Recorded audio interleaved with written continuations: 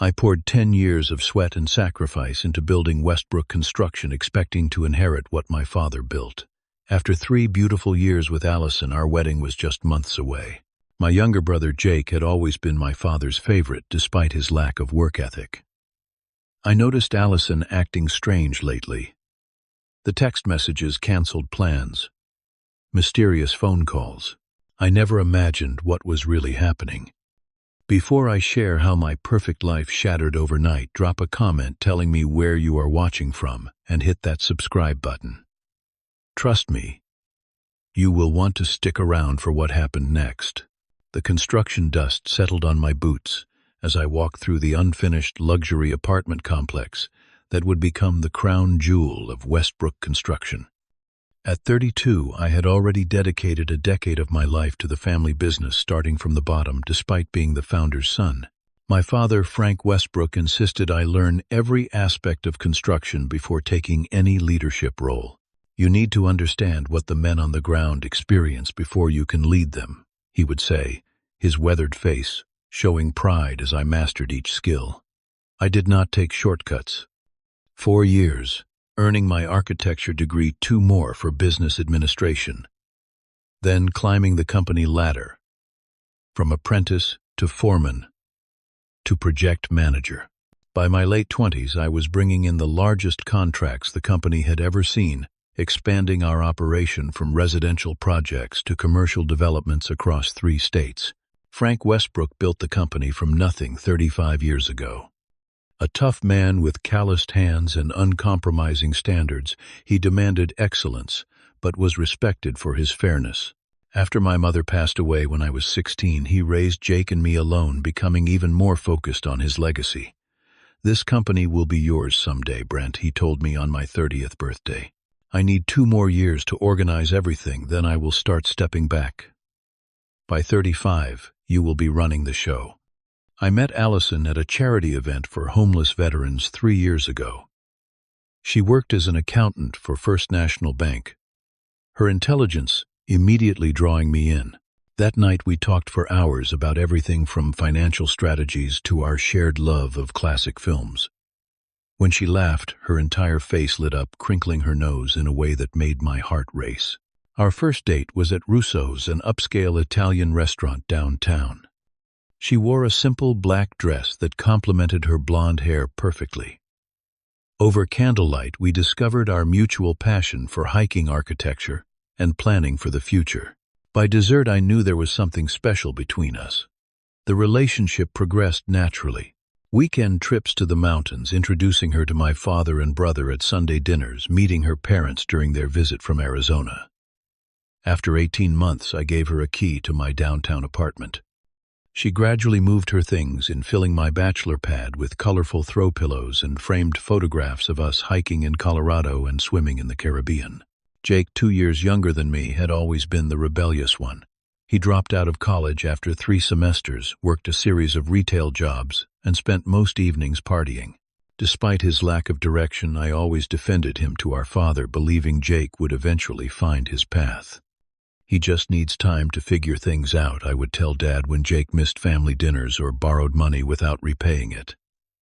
Not everyone knows what they want at 20. Frank was less patient. "That boy needs responsibility beaten into him," he would grumble. "All he does is take, take, take." Despite these tensions, we maintained the appearance of a close family. Sunday dinners were mandatory, and holiday celebrations were elaborate affairs with traditional Westbrook recipes and gift exchanges. Jake would usually arrive late, sometimes hungover, but he always showed up eventually. The proposal to Allison happened at Russo's, where we had our first date. I arranged for the chef to hide the ring in her favorite dessert, a chocolate soufflé. When she found it, tears welled in her eyes. "Allison Marie Parker, will you make me the happiest man alive by becoming my wife?" I asked, dropping to one knee beside the table. "Yes, yes, 1,000 times, yes," she exclaimed, throwing her arms around my neck as the restaurant erupted in applause. That night we talked for hours about our future. A summer wedding at the Lakeside Gardens, a honeymoon in Greece, a colonial-style house in the suburbs, with 4 bedrooms for the children we hoped to have. Allison would eventually leave the bank to help manage the financial side of Westbrook Construction once I took over as CEO. Everything seemed perfectly aligned. The company was thriving under my leadership with profits up 28% over the previous year. I had personally secured the Riverside Development contract, a $50 million project that would keep us busy for 3 years. Employees respected me, clients trusted me, and my father was finally acknowledging my contributions publicly. "My son has transformed this company," he announced. At the annual employee barbecue, his arm around my shoulders. "Westbrook Construction will be in excellent hands when I retire." Allison and I found the perfect house 6 months before our planned wedding date. A stunning 2-story colonial with a wraparound porch in the Oak Hill neighborhood, close enough to the office but far enough from the city center to feel peaceful. The previous owners accepted our offer immediately, and we scheduled the closing for 2 months before our wedding. "This is where our children will take their first steps," Allison whispered, as we stood in the empty living room after the inspection. "This is where we will build our life together." I embraced her, feeling complete. I had worked hard, made smart decisions, and stayed true to my values. Now I was reaping the rewards: a thriving business, a beautiful fiancée, and a future secure enough to start a family. The Westbrook legacy would continue through me, just as my father had planned. Jake even seemed to be improving. He had maintained a bartending job for 6 months, was dating a nice girl named Diana, and had cut back on his partying. He congratulated us sincerely on our engagement, and even offered to help with some of the wedding planning. "I am happy for you, bro," he said, clapping me on the shoulder at our engagement party. "Allison is perfect for you. You two are going to have an amazing life." I remember feeling so grateful that evening, surrounded by friends and family. Allison by my side, our future stretching before us, bright and promising. If I had known what was coming, I might have held on tighter to that perfect moment, the last truly happy one I would experience for a very long time. The first hint that something was wrong came when Jake suddenly developed an interest in the family business. After years of avoiding anything related to construction, he began stopping by the office, asking questions about current projects, even accompanying me to a few client meetings. "Just trying to understand what my big brother does all day," he explained with a grin when I asked about his newfound interest. "Maybe it is time I grew up a bit." I was thrilled, believing my brother was finally maturing. I introduced him to key employees, explained the basics of project management, and even invited him to shadow me during important negotiations. Dad seemed pleased as well, patting Jake on the back and engaging him in discussions about the business for the first time. "Maybe there is hope for him after all," Frank said one evening after Jake had asked several intelligent questions during dinner. "Might be good to have both my sons involved in Westbrook." Looking back, I should have recognized the calculating look in my brother's eyes, the way he studied my interactions with clients and staff, the detailed questions he asked about financial matters. But I was too busy planning my wedding and managing multiple construction projects to notice the warning signs. Around the same time, Allison began acting differently. She started canceling our regular lunch dates at the last minute, claiming work emergencies. Her phone would buzz constantly during dinner, and she would step away to answer calls in private. When I asked who was calling, she would dismiss my concerns. "Just work stuff, nothing interesting," she would say, tucking her phone away before I could see the screen. Our intimate life changed too. She was often too tired or stressed for physical affection, and when we did make love, it felt mechanical, as if her mind was elsewhere. I attributed these changes to wedding stress and increased responsibilities at her bank. 6 months before our wedding, Sarah from accounting stopped by my office with an odd comment. "I saw Allison having lunch with Jake yesterday at Lorenzo's. They seemed pretty intense in conversation." "Business-related," I shrugged it off. "Probably wedding details." "Jake is surprisingly interested in helping with planning." But the seed of doubt had been planted. Why would Allison and Jake meet without mentioning it to me? When I casually brought it up that evening, Allison seemed flustered. "Oh, yes. We ran into each other downtown and grabbed a quick lunch." I was going to tell you, but it slipped my mind. Jake wanted advice on financial planning. Her explanation made sense, but something in her delivery felt off. She avoided eye contact and quickly changed the subject to wedding flowers. I pushed the concern aside, focusing instead on an upcoming bid for a hospital renovation project. Over the next few weeks, I noticed more inconsistencies. Allison's purse contained receipts from restaurants she had never mentioned visiting. Her weekend shopping trips took hours longer than usual. She began working late several nights a week, something unprecedented in our relationship. One night I woke at 2 a.m. to find her side of the bed empty. I found her in the kitchen whispering into her phone. When she saw me, she quickly ended the call. "Work crisis," she explained, but at 2 a.m. for an accountant. The next day, I confronted her directly. "Is everything okay between us? You seem distant lately." Allison took my hands in hers, her expression softening. "Everything is fine, babe. I am just stressed about the wedding and some big accounts at work. Once things settle down, I will be back to normal." I wanted to believe her, but doubts lingered. That weekend, she suggested postponing our wedding by 6 months. Spring would be prettier than fall for the ceremony, she explained, and it would give us more time to plan everything perfectly. When I expressed concern about the deposits we had already paid to vendors, she became defensive. "Do you care more about money than having a perfect wedding day? I thought you wanted me to be happy." I backed down immediately, not wanting to upset her. "Whatever makes you happy, sweetheart." Spring it is. At the office, other changes were occurring. My father began including Jake in executive meetings, something previously reserved for senior management. Jake was given a small project to oversee despite having no experience or qualifications. When I questioned this decision, Frank dismissed my concerns. "He needs to learn somehow. Besides, it is just a small renovation job. How much damage could he do?" One evening, I stopped by Allison's office to surprise her with dinner, only to find she had left hours earlier. When I called, she did not answer.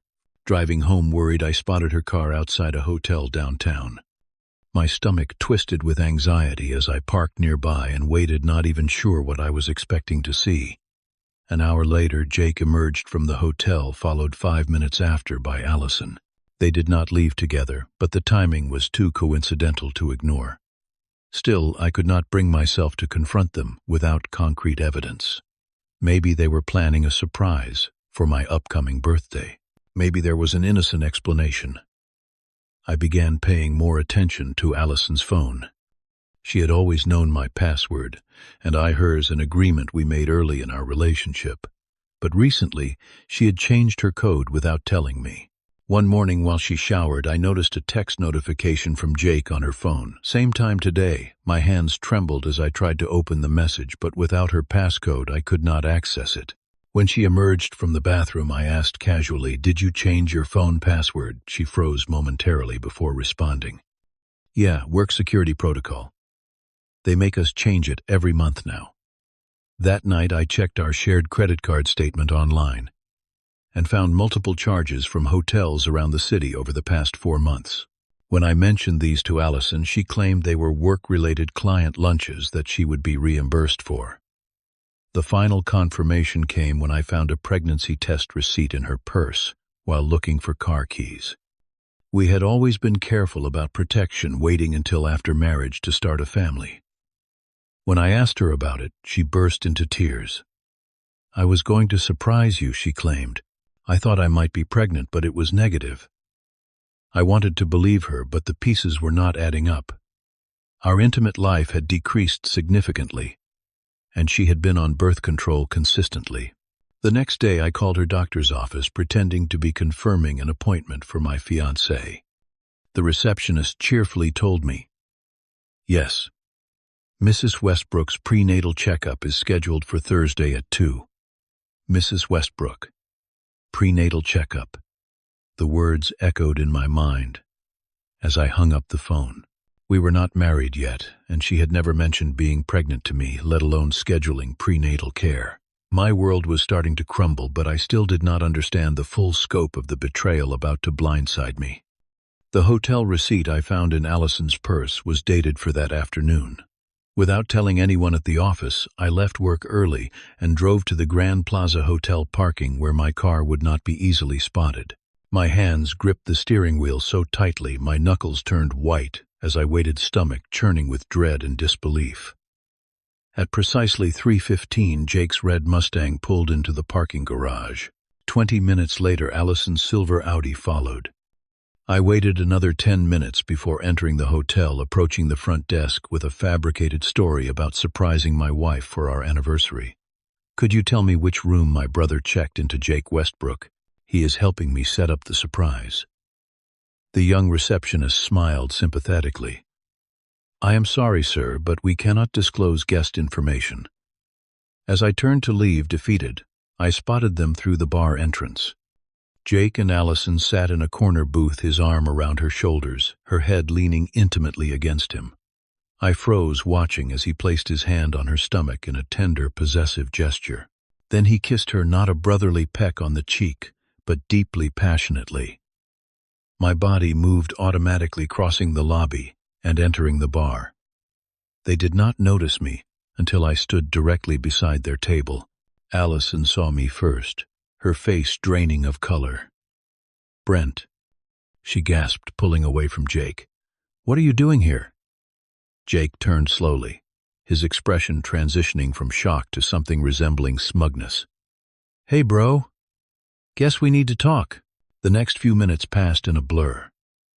We moved to Jake's hotel room for privacy, where the truth poured out in ugly, devastating waves. Allison and Jake had been sleeping together for 6 months. The baby she was carrying, already 3 months along, was unquestionably his. They claimed they had fallen in love and did not mean to hurt me.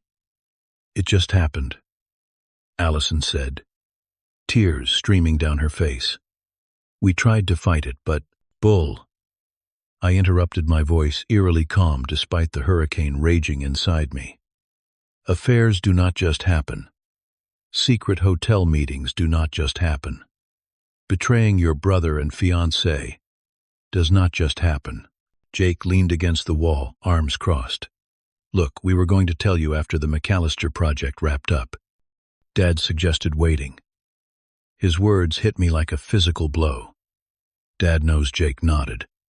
"For about a month now. He has actually been pretty supportive." I left without another word, driving straight to my father's house, the place I grew up, the home that held every childhood memory. Frank was in his study reviewing blueprints when I burst in, my composure finally cracking. "Did you know Jake and Allison are having an affair?" I demanded. "Did you know she is pregnant with his child?" Frank sighed heavily, setting down his reading glasses. "Sit down, Brent." "I will stand," I replied, trembling with anger. "Answer the question." Yes, I knew, he admitted without a trace of shame. "Jake came to me about a month ago. These things happen, son. People cannot help who they fall in love with." I could not believe what I was hearing. "These things happen. My brother seduced my fiancée, got her pregnant, and that is your response." Frank stood, his voice hardening. "Watch your tone. Jake may have made a mistake, but he is taking responsibility now. That is more than he has done with any other situation in his life. Taking responsibility by sleeping with his brother's fiancée. How is that responsible? He is stepping up to be a father," Frank replied. "And frankly, if you had been more attentive to Allison's needs, this might not have happened." The accusation staggered me. "Are you seriously blaming me for their affair?" Frank walked to his liquor cabinet, pouring 2 fingers of whiskey. "Life is complicated, son. Sometimes things do not work out the way we plan. The important thing now is to handle this like adults." I declined the offered drink. "And how exactly should adults handle this situation?" "We adapt," he said simply. "Jake and Allison are starting a family. My first grandchild. That changes things. Changes what?" Frank took a long sip before answering. "The succession plan. The company. Our family dynamic." A cold dread settled in my stomach. "What are you saying?" I am saying that Jake will be taking over as CEO when I retire next year. He needs stability, a secure future for his child. My grandchild will inherit Westbrook Construction someday, and Jake should be the one to guide the company until then. The betrayal was so enormous I actually laughed. You cannot be serious. Jake has no experience, no education in construction or business. He has never shown any interest in the company until recently. People change, Frank insisted. Jake has shown remarkable aptitude these past few months, and he has Allison to help with the financial side. The pieces suddenly clicked into place. This was planned. They planned all of this. Frank shook his head. Do not be paranoid. Sometimes, life takes unexpected turns. The family meeting the following day confirmed my worst fears. Frank announced that Jake would be named Executive Vice President immediately, with a clear path to CEO. The family home which Frank had always promised would be mine would go to Jake and Allison to raise the baby in. I was expected to move out within 30 days. My corner office would be given to Jake by the end of the week. The company vehicle I had been using would be reassigned. 10 years of 60-hour work weeks of sacrificing my social life, of learning every aspect of the business, all erased in favor of my unemployed brother and unfaithful fiancée. When I protested, Frank's expression hardened. This is not up for debate. Blood comes first, and that baby is my blood. I am your blood. I reminded him, my voice breaking despite my efforts to remain composed. You will land on your feet, he replied dismissively. You always do. That night I returned to the apartment I had shared with Allison to find half her things already gone. On the counter was her engagement ring and a note: I am sorry. I never meant to hurt you. Please, forgive us someday. Alone in what had once been our bedroom, I discovered a folder hidden in her nightstand containing emails between Jake and Allison dating back 3 years. With mounting horror, I read their earliest exchanges and realized the most devastating truth of all: they had known each other before I ever met Allison. She had been Jake's girlfriend first. Their plan unfolded in black and white before me.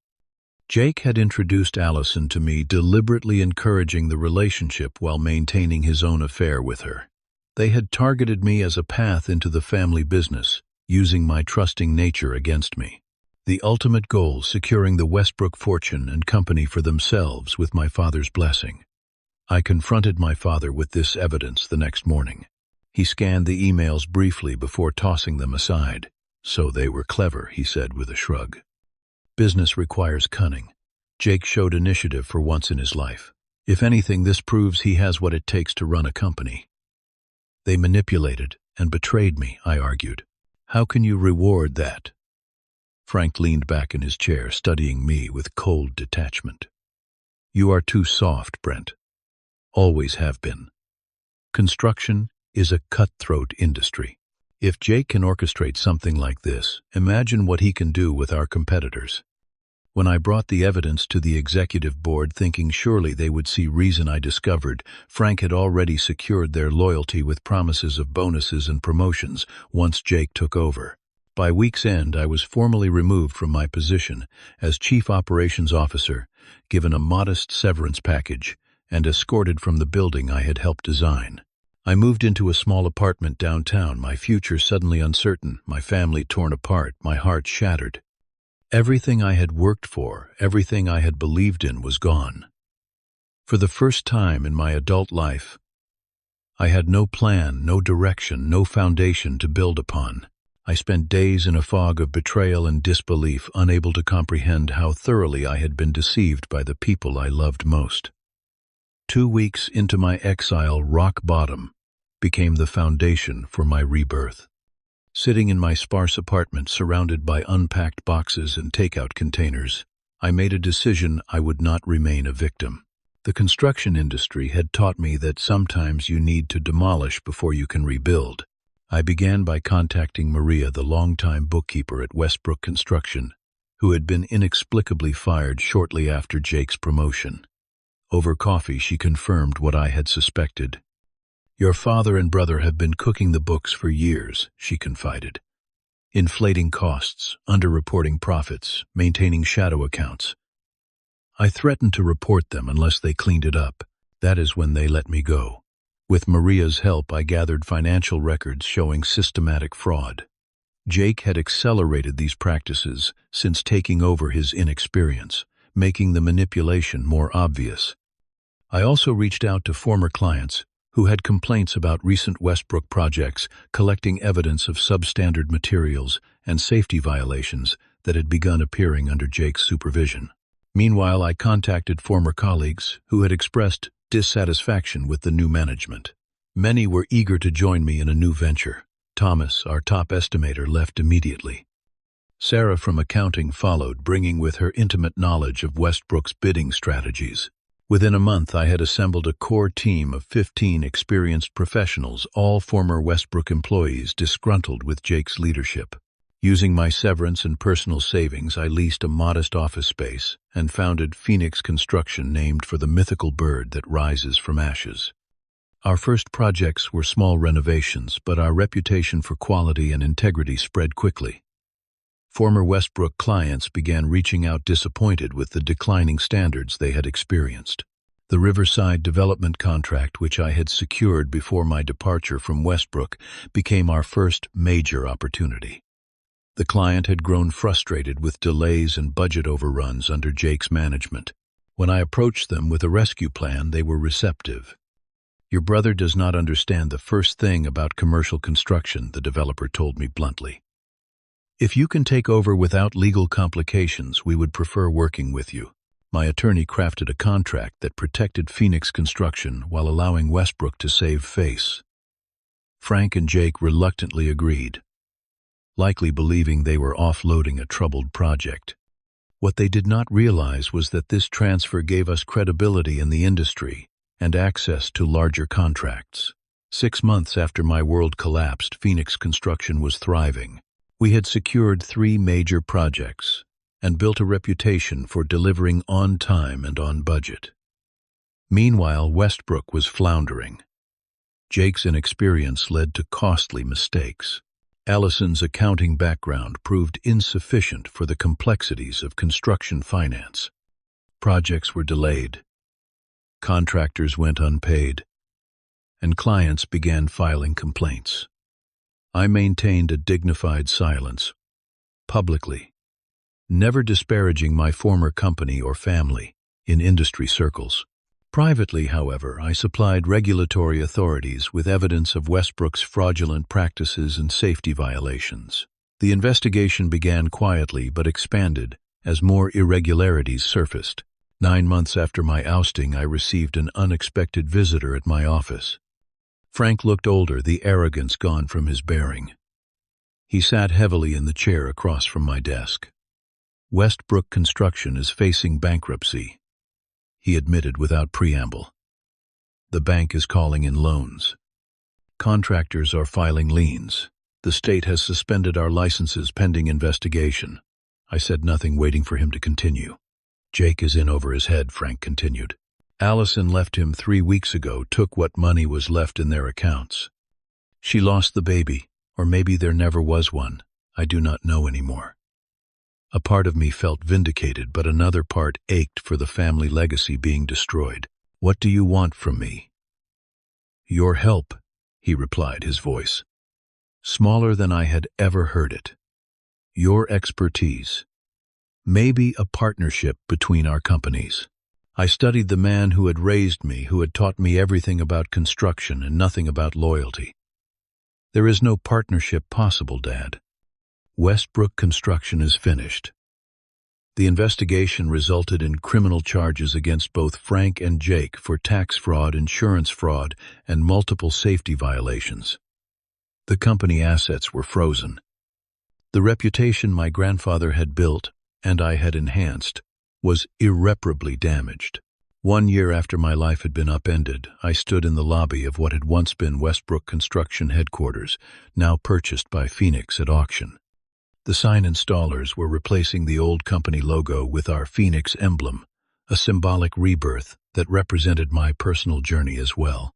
Lauren, our talented architect and now my girlfriend of 3 months, stood beside me. Unlike Allison, she had no hidden agenda, no connection to my past. We had met through a mutual client and bonded over our shared vision of ethical business practices and innovative design. "Are you okay?" she asked, squeezing my hand as we watched the new sign go up. "Better than okay," I replied truthfully. I needed to lose everything to find what really matters. Frank eventually pleaded guilty to reduced charges, receiving probation and community service due to his age and health. I offered him a position as a site consultant at Phoenix, a role with no financial authority but which allowed him to use his decades of experience productively. Our relationship remained professional, the personal breach too deep for complete reconciliation. Jake served 6 months for his role in the financial crimes. Upon release, he approached me with an unexpected humility, acknowledging the damage he had caused.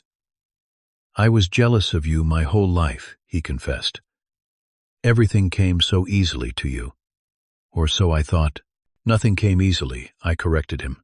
"I just did the work." After consideration, I offered Jake an entry-level position at Phoenix, contingent upon his completion of construction management courses at the local college.